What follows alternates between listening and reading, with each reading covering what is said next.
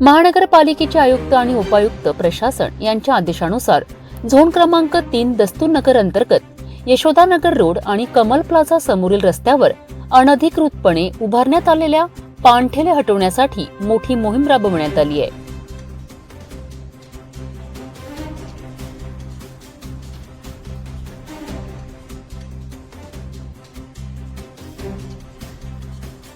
महापालिकेला नागरिकांकडून या भागातील अतिक्रमणाविषयी तक्रारी प्राप्त झाल्या होत्या। या तक्रारींची दखल घेत 17 जानेवारीला अतिक्रमण विभागाच्या पथकाने कारवाई केली आहे।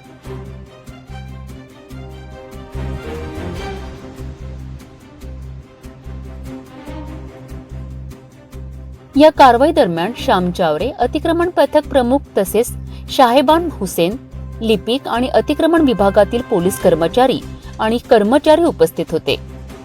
त्यांनी अतिक्रमण केलेले पाणठेले हटविले आणि काही साहित्यही जप्त केलेत।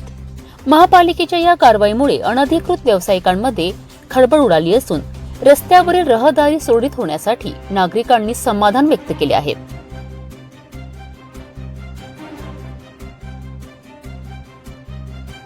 मात्र काहींनी या कारवाईबाबत नाराजी व्यक्त करत आपली बाजू मांडली आहे।